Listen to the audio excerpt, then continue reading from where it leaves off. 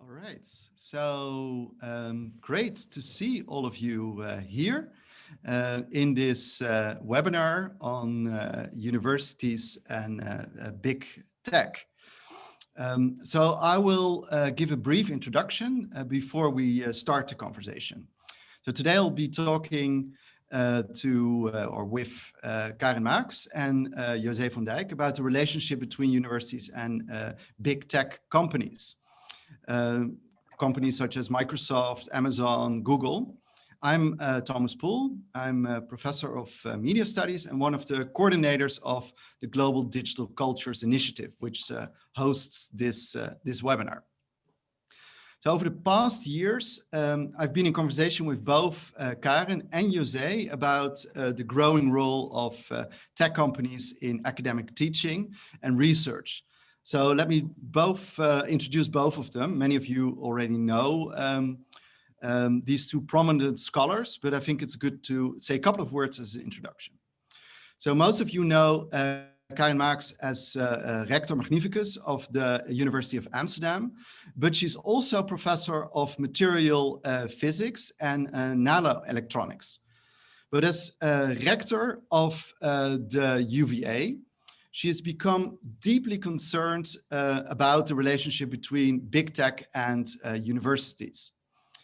First discussing these issues within the UVA and subsequently with the rectors of other Dutch universities, Karin has over the past year become, I would say, a leading figure in the institutional effort in the Netherlands to critically assess the entanglement between universities and big tech.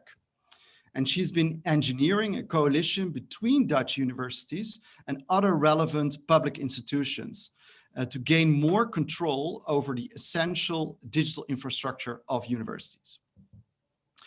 Then on to our second speaker, José van Dijck. She's distinguished university professor of media and digital society at the University of Utrecht.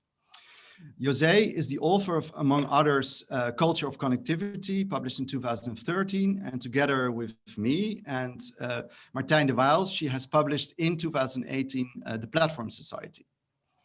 In relation to these book projects, José has done extensive research on how digital services from learning environments to video conferencing and from authentication to office suites are playing an increasingly central role in higher education. So while this development, and I think that's important to remember, while this development enables a lot of great innovation in teaching and in research, that's something I think we should keep in mind, it is also problematic as many of these services are developed by very large and often American tech companies.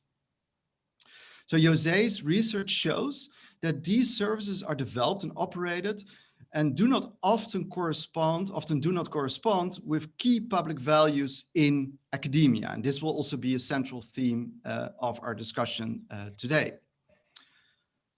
So over the past months, Karin and José have been involved in the writing of a new report by the VSNU, which is, for those who are not in the Netherlands, the Association of Dutch Universities. The report gives advice on how to secure public values in higher education. And from my perspective, it's a very strong and important report, which has not yet been published. It will be published pretty soon, but we've gotten a sneak preview of the report. So the report gives a sharp assessment of why the current relationship between universities and big tech is problematic, but it also proposes a roadmap on how to change this relationship in the light of core public values in academia. The objective is to strengthen the negotiating position of universities vis-à-vis big tech companies, as well as to collectively develop and connect with open source alternatives for commercial services. So it's a combination of sort of these strategies, and the balance between them is obviously something that needs to be figured out, and it's a question of for further discussion. We will take the VSNU report as the starting point for the conversation. First, I want to discuss the problems we're seeing with Karen and José in the current relationship between universities and big tech. And subsequently, we'll turn to solutions. So the first part will be problems, second part will be solutions. So that's for an introduction. Let us first then turn to the problems we're observing in this relationship between universities and big tech companies. And my first question is to Karen.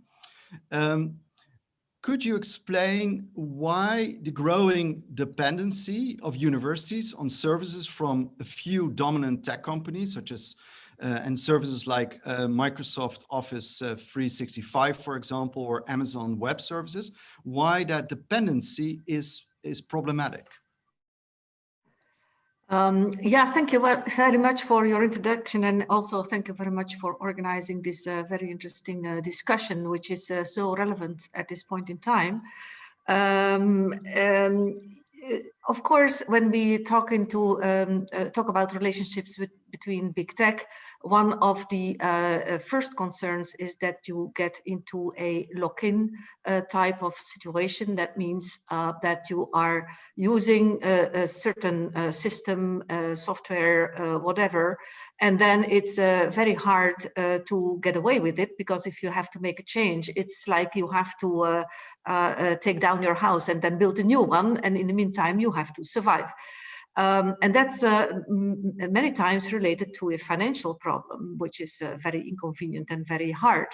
But actually, gradually, there is much more than this type of a problem, because these platforms and software packages, they are getting deeper and deeper into the essential parts of how we teach, how we do research, how we do our independent work. Actually, what universities are for, they get into it so deeply that in the end, these companies are going to take over a part of the processes, which means that we as a sector, as a university sector, cannot do our duty as we should any longer.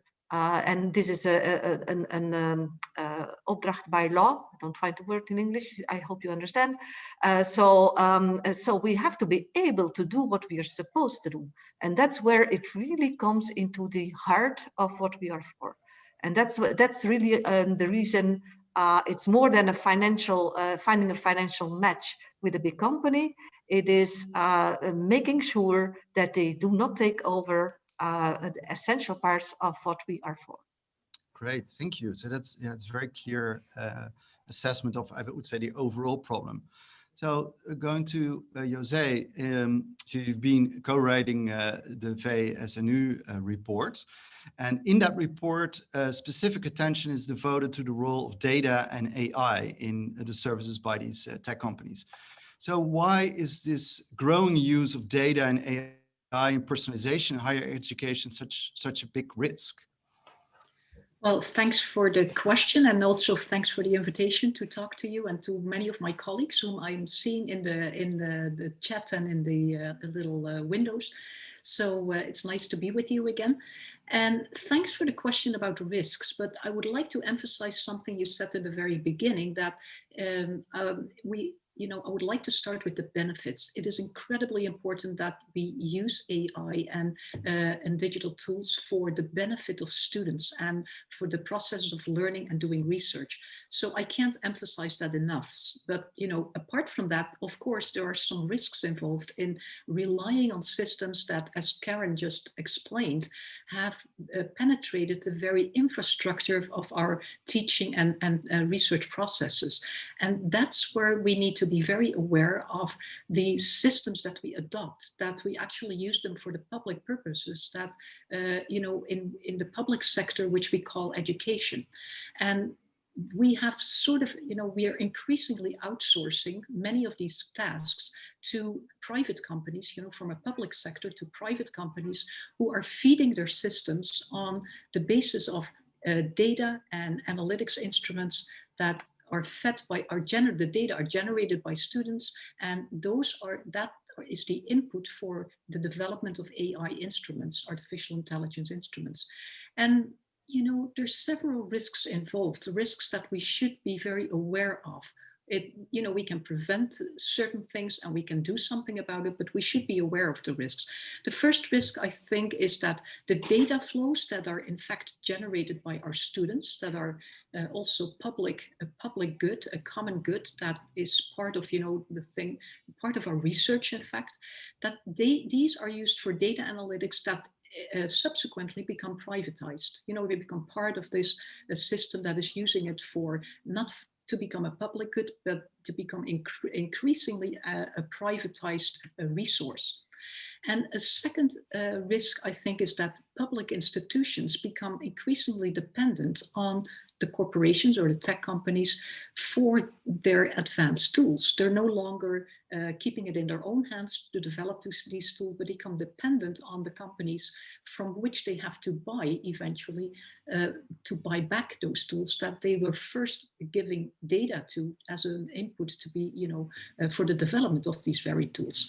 So it looks like what looks at like a great deal at first. You know, you get the tools, so well, basically for free. They're not for free, but many of these tools look as if they were for free, but you get them in exchange for data. And you know, data is sort of a currency that you give away to these companies on the back of which they develop their tools. So, but in the end, you end up paying twice. You end up paying both in terms of data and in terms of money, because you have to buy back these tools, these advanced tools that are developed on the basis of these data. We have some experience in that because we've seen this in the past where our scholarship in the form of articles and publications went to the publishing industry. And that, of course, was, you know, monetized in various ways. And as a public sector, we often have to buy back those products, our own products, basically, in the form of subscriptions or a paper article, etc. Now, we have finally become aware that with the open access movement, that we have to stop that sort of exchange from public data to privatized and monetizing data back to the public sector.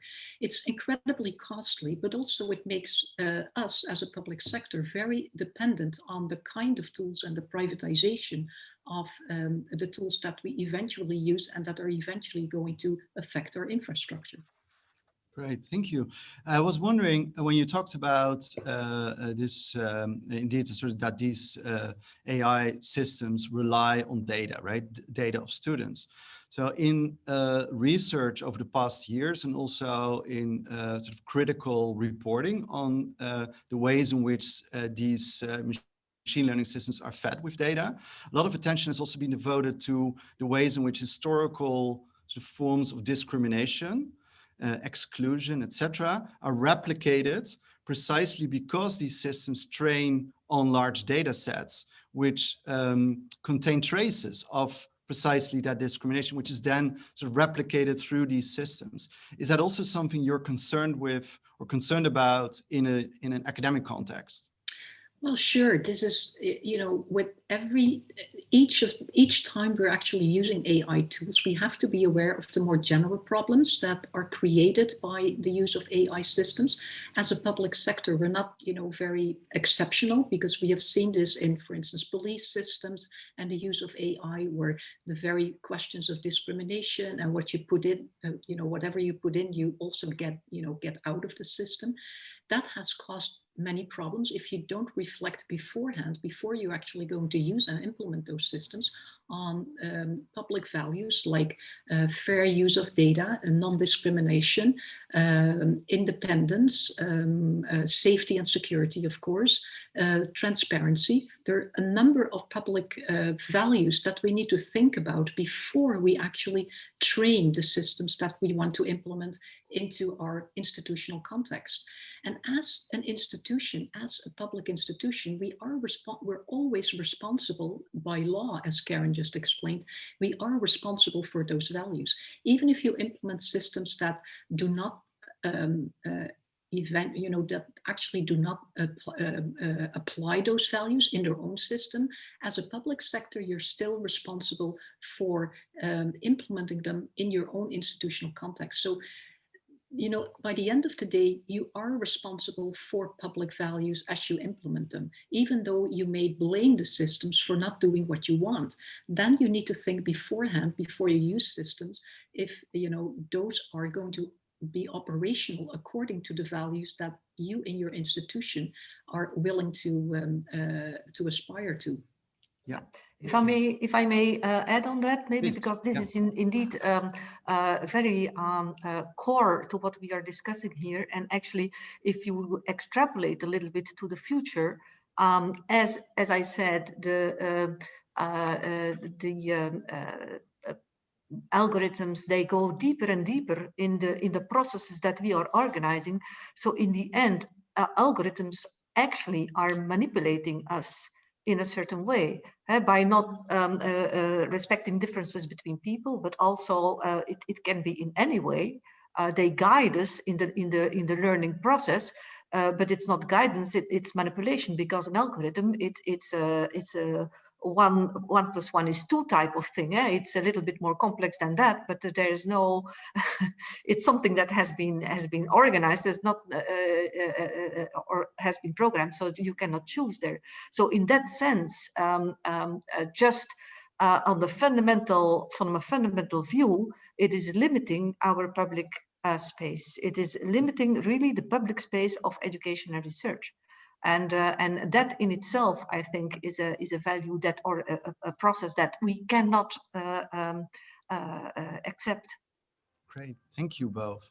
So in the report, there is also the observation that the digital services provided by tech companies are characterized by intra-operability, meaning that they work well with other services provided by the same company, for example, Microsoft, but they do not interoperate with services from other companies or institutions. So maybe to both of you, so why is this such a big problem?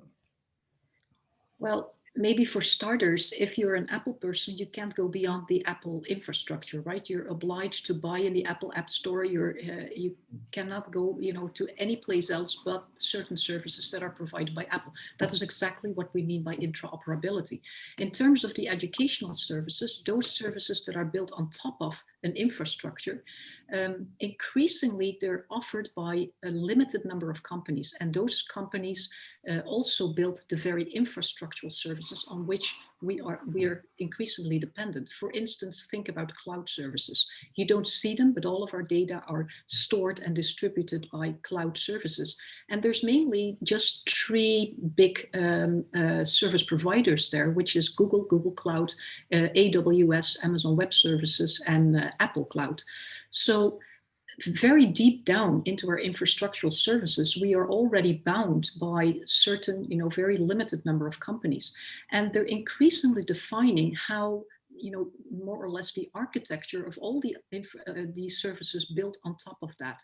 So we're increasingly becoming the maybe incarcerated, more or less, and that's what we call intraoperability, to be distinguished from interoperability, which would mean that you can switch back and forth between services delivered by different companies. The problem with, well, there's several problems with that form of interoperability, but the first is, of course, a restriction in choice. If your infrastructure dictates your use of educational software and your communication tools and your administrative systems and your processing and analytics software, etc., you become very dependent on a single vendor. And that is a process that we call vendor lock-in. Once you have invested in such a system, it's very difficult to come out, not only because you have already invested a lot of money in into that system, but also because that system dictates architecturally the kind of standards and the norms on which you have to build subsequent software. So educational applications have to comply with the standards set by that infrastructural service provider. So that is a problem of dependency. Well, actually, that's, you know, another risk is, of course, that you become so dependent that you pay up more and more and more to one vendor without having any influence or enough influence on the standards that and conditions that you would like to see applied, because you want to sort of shape the processes, educational process that you want to build on top of these infrastructural services. And finally, if you know, there's probably a third problem, that those who control the standards eventually also control what you can build on top of them. And that is the problem with not having interoperability as a condition. If you can't tell the service providers, okay, we always want to decide ourselves which services we want to build on top.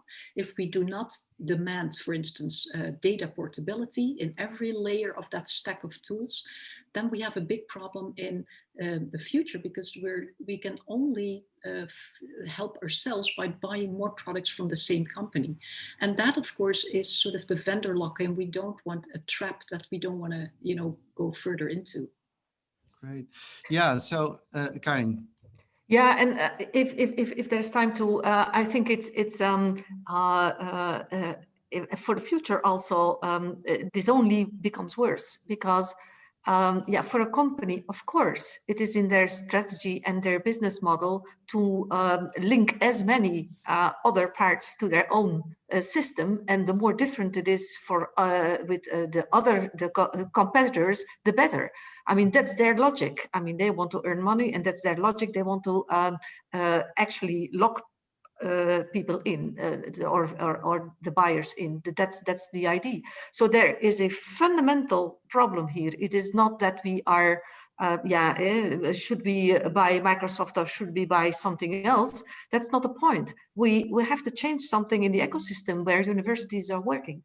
And that can only be done by measures on the other level that cannot be built in a contract or whatever. That we cannot do. So we have to find a public way to make sure that we always have a choice. And this is something that we have to find out how we can do that. Thank you. Yeah, so I do have a critical question to follow up on this. To Karin. So over the past year especially, the UVA has fully embraced Microsoft Office 365. Recently also pushing staff to communicate through MS Teams, move their documents to OneDrive, use Outlook for email, and stop using alternative services. So that's the instruction we've been given. At the same time, you have, well now, but also on other occasions, been really critical about sort of the growing dependency of the UVA on tech companies such as Microsoft. So why is then the UVA nevertheless choosing for what is in the report called a Microsoft first strategy? Well, as I said, I expected this question, don't worry.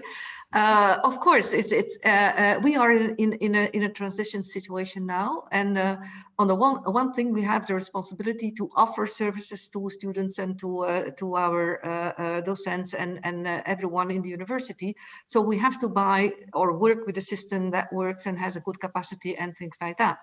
But as I said, in the system, any company at this moment is actually building a monopoly position. So whoever you buy, you will always come in this type of a situation. So in the one hand, we have to respect the continuity of our services that of our job, that our education and research. On the other hand, I'm finding it very hard to change. And it is not by changing, using another vendor. The system has to change. We need new law for that. We need first insight into it. So this is a longer term process. And meanwhile, we have to survive. So yes, we have chosen for Microsoft. Yes, we do know what the problems are. Yes, We think that with another vendor, we have a similar type of problem. And yes, we do believe that we can change this, but it will take time. We can only do this with all universities together. And I must admit that also in the European level, people, commissioners, ministers, they do understand what we are talking about. So in that sense, it is being brought on the right tables and then see where we get. But this is not a simple problem. It's not a choice. No, it's a system change. I fully understand that. José. Yeah, I would like to add something, because the very idea of user conveniency is very important here. Safety and user convenience. Safety, because we all want safe products, and we have seen over the past year, particularly since the hacks at the University of Maastricht at the NWO, how important it is to rely on systems not to be hacked and to have your data secure. Another point, and we all know how important that is, and these companies often implement these interoperability conditions for good reasons, for safety and for security. Also for user convenience, that's another story, because a lot of students are incredibly, find it incredibly convenient that, Google provides for them an environment in an ecosystem where they can interlink to many different environments, but their educational environments. So it's often up to students also to request that type of user convenience. And I would like to tell you a little anecdote. When I was a dean at the University of Amsterdam, this was 2009, so it was way back in terms of ecosystem. It didn't even exist at the time. But I had to negotiate with the students who wanted to switch to Google email, the Google Mail system. And I was very much in favor of staying with SURF, with student SURF, the email system, because that's a public system based on public conditions.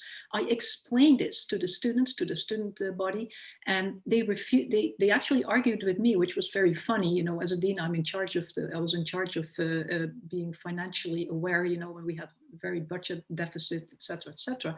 But they argued with me that it was much less expensive to go for Gmail and to choose for that environment rather than buying into the Gmail or rather than go with Surf would cost indeed $500,000 per year.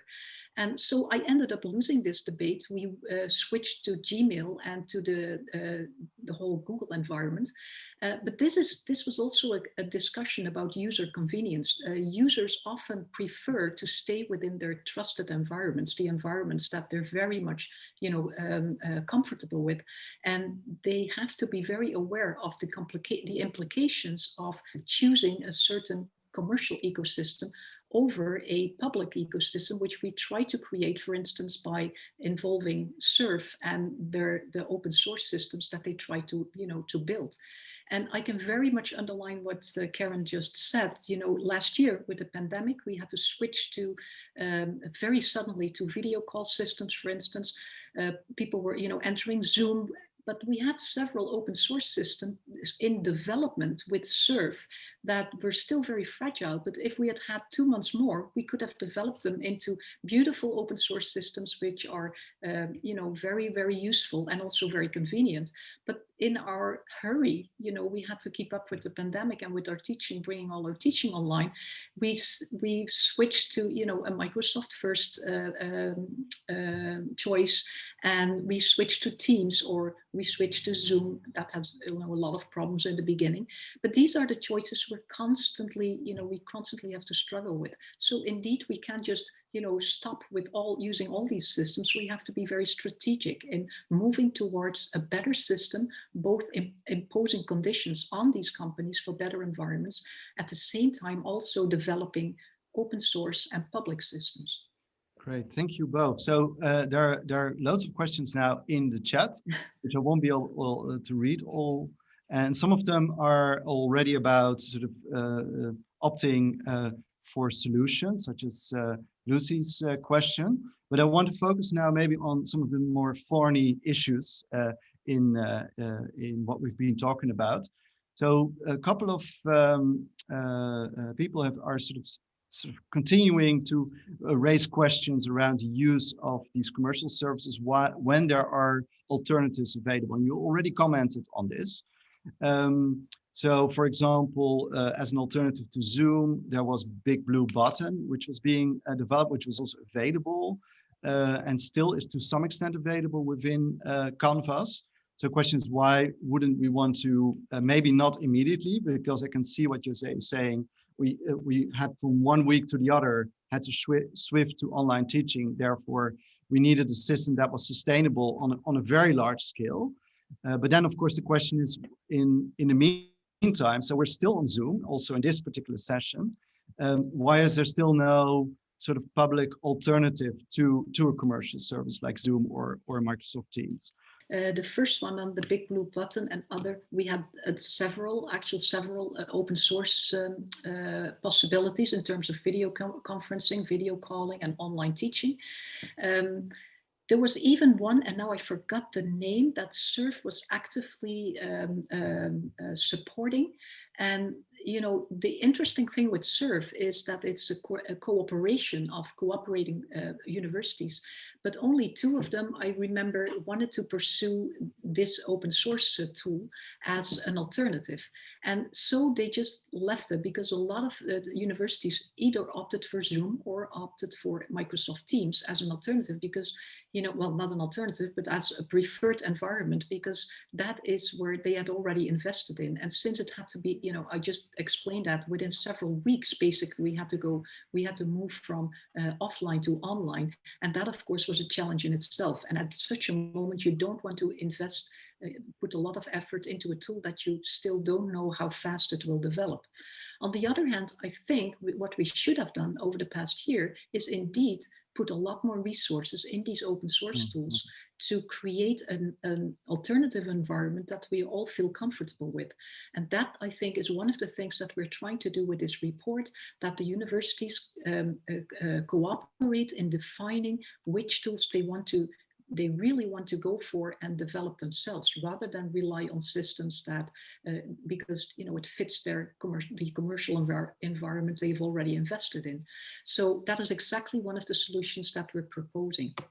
Well, first, first I would like to also to add on what you said. I think, was it Jitsi or something? Yeah, it was Jitsi, indeed. Yeah, sorry, I forgot. I think we are still looking into this type of software, and it's very important. But at this moment, also in the pandemic we are in now, I mean, it's not the right moment to make big changes. You know, we are really kind of in a survival mode to keep keep everything running. But I'm sure also, based on the report and based on the common action of all universities, you have to keep in mind is with all the universities of the Netherlands, we can really make a very big step. This is definitely something that will be go forward over the next few years, months and years. So that's important, and that will also hold for other things. I think we should also not be afraid to work together with private companies. I mean, but it has to be there has to be a level playing field. And this is something, as I said, that we have to. That's why I called in my speech on the Dies Natalis of the university about the Digital University Act. Since all these other digital acts have been now launched by the European Commission, so how can we really make sure that independent knowledge, because that's what the university sector is for, that independent knowledge can flourish in this new environment of big tech companies and open source, and you know, it will be a sector in a moving sector and a moving target. So we have to just be an equal player in this, and this is something that we need to achieve. All right, so we move on now to the discussion on the solutions, because I think the new report is especially inspiring also to sort of create a roadmap on developing these solutions. And at the heart of that roadmap are a number of public values, which should sort of guide that discussion. So my first question, then again to both of you. So in the report, 3 core values are highlighted, which are justice, humanity, and autonomy. So can you explain why these values are important and how they can be translated, because that's obviously the complicated question, how they can be translated to digital strategies? And could you give an example of each? And is there potential also tension between these values? Well, those are lots of questions at the same time, but let me try to explain how we articulated public values as a condition for formulating a proposal. We chose justice, humanity, and autonomy because they're general human values that are conditional for developing, systems on the basis of which you can teach in a public sector. Justice, you have to think about the fair use of data, for instance. Are learning analytics used for the right purposes? Are they used for indeed to invest in learning improvement? Are interpretations correct? Are they valid? But particularly, are they to the benefit of all? Can we all benefit from? That's a question of justice. And then, of course, you have values that have to deal with justice, questions like privacy, transparency. The very issue that is currently going on with the proctoring tools, for instance, is a very interesting discussion. It is partly about, are these tools, are we using them for the right purposes? That is one discussion. Are we using them in a transparent manner? And are we using them in a sense that we protect privacy and security of the students that have to use these tools? So those are, questions involved in the public value of justice. Humanity applies to, for instance, judgment over how these tools are used and how they're implemented. Education can never be outsourced to robots or to algorithms. So we always need to have a human in the loop. And that is what we mean by human judgment.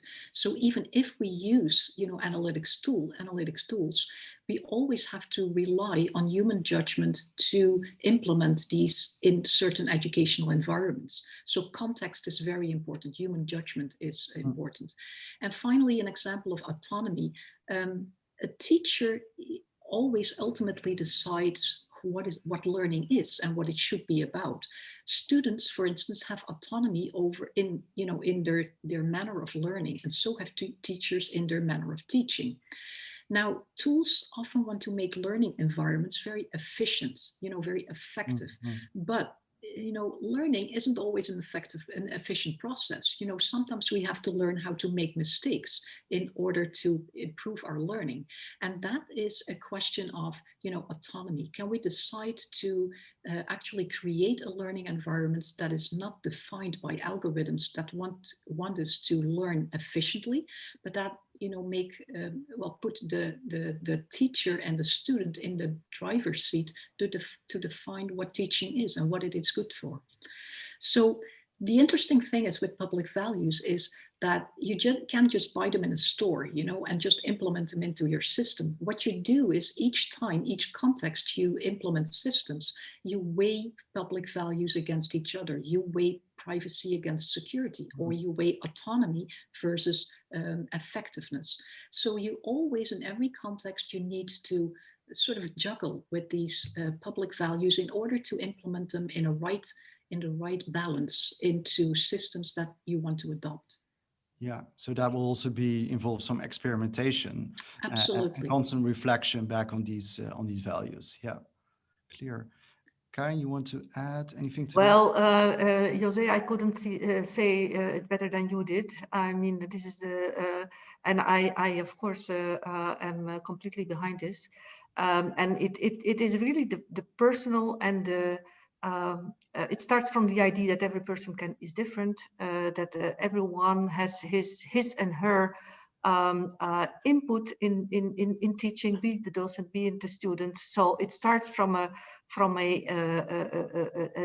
human dignity, which not any machine can take over. So in that sense, this is what we really have to foster, and then a machine can help us, but they cannot take our place. Right, and for instance, the personalization of learning, which has sort of become a value in itself. We're all striving towards personalization of learning. We always have to reflect on the fact that a learning process is always a collective process.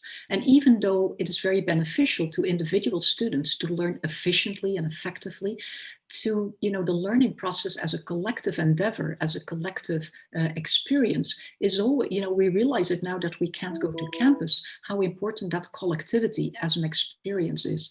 And that is something that you may not see if the more that you work with personalized algorithms, for instance, personalization of learning, as beneficial as it may be, it also has drawbacks. And that is something you need to see. And that is why this process of weighing public values, each time you implement a new tool in a class environment, you have to think about both the benefits and the drawbacks. And particularly weighing these values in each particular context is incredibly important for eventually, finding out what you want with certain tools in certain learning environments. Yeah, if time allows, learning is not transfer of knowledge.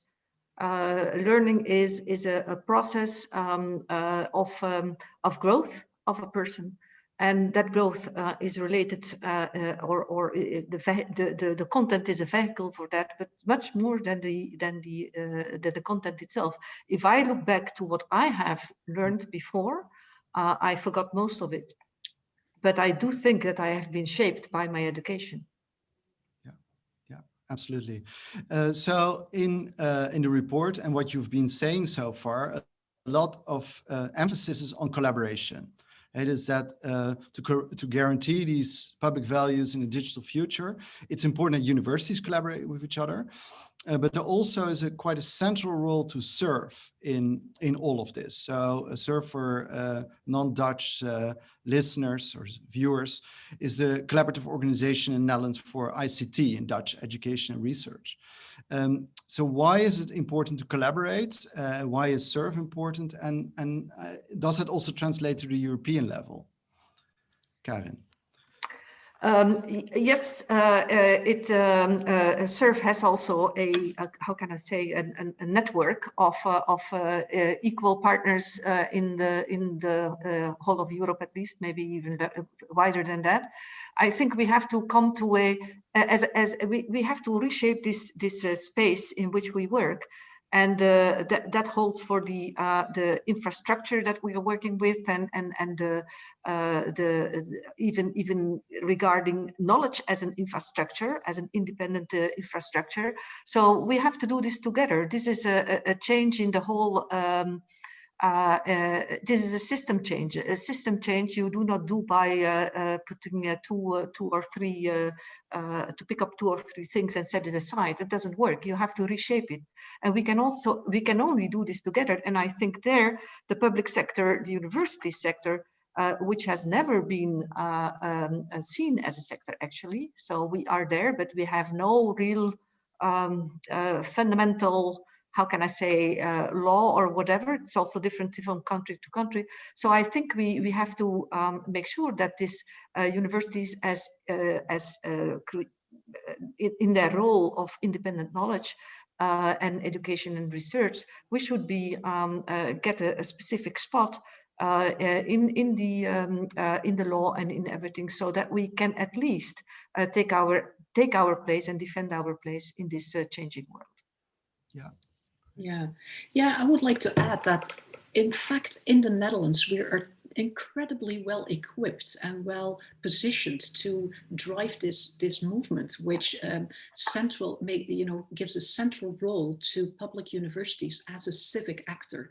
In that ecosystem that we're all becoming dependent upon, we usually rely on either market actors, the big tech companies or tech companies, or on the other hand, state governments. Those are the 2 actors that are providing everyone quote unquote, with the tools that we need. But as civic actors, as public universities, we are very important as agents of change, and particularly that civic actor role that we need to play as universities gives us the independence, the position from which we can act. And that is why I think the Netherlands is very well equipped to give a big role to universities as an sort of an inspirational agent of change in these matters. SURF, I can't think of another European country that has an organization that is so strong and is, in terms of providing our universities with a digital infrastructure than SURF is. And we should cherish that, and we should very much cushion their position in terms of helping us develop that infrastructure as an agent of change, as sort of an inspirational force that can make us well aware of how we need that infrastructure, how badly we need it. Having said that, I think in the Netherlands, we have a government that should support that public sector in their endeavors. So I would also call upon the Ministry of Education, for instance, to support SURF in taking that role as an infrastructural provider for universities and other public sector agents. And I'm not just talking about higher education, but think about primary education. I think they have taken big steps in our country to come to a better infrastructural digital infrastructure. And at the same time, I think we need to look at other sectors, for instance, the health sector, struggling with the very same problems as we do in education, and also very much an open public sector agent. And for instance, cultural institutions who all deal with very similar problems. I'm currently involved in an initiative called Public Spaces, and Public Spaces is trying to provide these infrastructural independence to a lot of cultural organizations in the Netherlands. So what we have in common is that we're all civic agents, independent institutions that are trying to provide an alternative to what either the big tech companies are providing, or a market structure is giving to us and is dictating in terms of its digital infrastructure. So I very much welcome all cooperation and all support from other independent actors who can strengthen this initiative. Yeah, I think that's a very strong and important point. Fully agree. This collaboration really needs to extend, also, of course, needs to include universities, but it'll extend across the public sector. Because obviously only then we're strong enough to negotiate and also develop our own infrastructure. So in the comments, there are lots of questions around very particular services, right? So either video conferencing or email services, which or office suites, which all have sort of their open source alternatives, which have been developed over a long period of time. So in the VSNU report, there's also attention to this, right? And the report that makes a distinction between different parts of the higher educational infrastructure. So the report recognizes that some of that infrastructure we need to develop ourselves, right? As many of the commentators suggest. But some of it would also need to be acquired from tech companies. And then finally, some of it would need to be developed in collaboration with tech companies. So could you, and I know that's a difficult question, could you explain or reflect on what services and parts of the infrastructure would fall within what category and why? I know it's a really challenging question, but I guess, José, you have thought about it. No, actually, this is the question that we put on the desk of the university administrators, because we can't make that decision for them. They have to organize an informed discussion between not just the CIOs of the 14 universities in the Netherlands, but the actual academic communities that are behind them to make those very decisions. Well, let me just give you an example. If we want to decide that the video conferencing tool, that we no longer want to use Zoom or Microsoft Teams as our preferred video call environment, but we want to pursue, for instance, Jitsi or Big Blue Button, then we have to make a communal decision that we're going to invest in that, not just in terms of finances, but also in terms of support. And we will, pursue that as one of these open source first decisions. But in order to do that, you first have to be aware of the various possibilities that are there. Of course, you have to, and now I'm repeating my discussion of the public values that have to be weighed first. First, you need to articulate what kind of public values are conditions, are conditions for making those decisions, like which are we going to buy on the condition of, and then you can put those preconditions to the tech companies you're negotiating with. If we don't do that, which ones are we going to develop ourselves? For instance, I can imagine that identification tools would be, for instance, if SURF could organize an Edu ID, like we have, we have EduRoam, we have several services that are, that I find very, very convenient. SURF Connect is one of these examples. EduRoam is a very, very helpful tool. Edu ID could be such a, another service that SURF could develop. And, there's several others that I could think of that would be very valuable as open source based tools. But once again, it's up to the universities to have that conversation first, to make those choices, and then act accordingly as a sector, an organized sector to pursue those decisions that they have made. Yeah. Yeah, one thing we have to be, since this is a whole system, and to design a whole system, this takes time. And all the things have to fit together, because even if we can find one solution for one part of it, in the chain, it's not always the best solution. So this is something that we have to, and that will take time. But I think as we have now this report of all the universities, I mean, everyone is convinced, everyone will now make steps. And it's not going to be all done tomorrow, but once this report is being approved, then this is the way we will go. And step by step. Yeah, could you maybe comment on that a bit further? So obviously, many of us are sort of impatient, right? We would love to see the use of open source tools tomorrow, or even today, right? We would have loved to have this conversation not through Zoom or Microsoft Teams. But we also understand your point of view and say, well, we really need to develop this, and otherwise it's not sustainable on a very, very large scale, which we're using these tools for in a university context. But that's, well, it's clear that there are some open alternatives like EduRoam, which is being developed by the public sector. So what are the next steps for the University of Amsterdam, Dutch universities, and well, ultimately, of course, in the European level? So what do you see as the roadmap for the next year? Well, I think we still have to make the roadmap, because I think what we have done so far is very is the baseline of what we need now to start. I think we have to find partners also outside of the Netherlands. We have to, as I said, talk to the European Commission see whether we can change some things or make some changes in some of the legislation.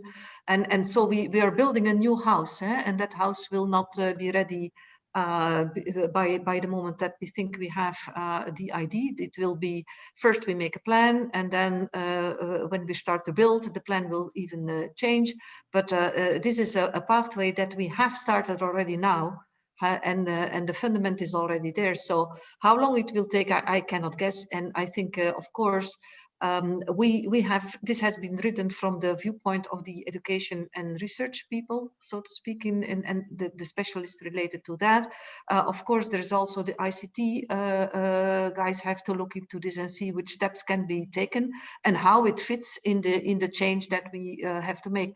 So this is a pathway. I cannot say this will take so long, but I think we are convinced that this is the way to go. I think that's something I can say. Yeah, I very much agree with that. I think we need to lead by example, and then setting our own terms for this discussion is very important. I see one question in the chat that asks, should we wait for new laws at this moment when there are alternative solutions? Of course, we should not wait for new laws. We should actually create the conditions upon which those laws will be based. And that is so important for the civic society actors who are engaged in this kind of problem. That's where the solutions need to come from. And that's why I think it is so important to do this before, even before if we have to wait for new laws, we have to wait forever. And usually laws are following norms. So we have to set the norms. We have to lead by example and articulate the norms by which we can lead. So still, I do think I agree with you for 99%, let's say. But for 1%, I think we do need in a level playing field, because we will always have to work together with the private companies. So it has to be solved. We cannot deny that, and if we are winning over the current ones, that will become new ones. So we are in this playing field, and that's fine. We just have to make it level. Yeah, I completely agree with you that in the new DSA, DMA, we actually need a provision for public sectors because that is so important. It's only geared towards markets right now, and we need to make an exceptional space for public organizations. And maybe for universities as such. Yeah. Well, thank you both for this really inspiring conversation. I can also see there are loads of questions in the chat which unfortunately can't discuss, and some of these issues are obviously very urgent, and also some of them are controversial. So I think we will continue this discussion, and also within Global Digital Cultures, potentially organize either another webinar or a seminar, which we get together to have some more time to discuss these issues. But for now, I think the core problems have been put on the table, and a road, or at least a vision towards a solution, has also been articulated. I want to thank all of you for joining today. I want to thank Karin and José for making this contribution. So thank you very much for. Thank you for having us. Thank you. Thank you. Bye.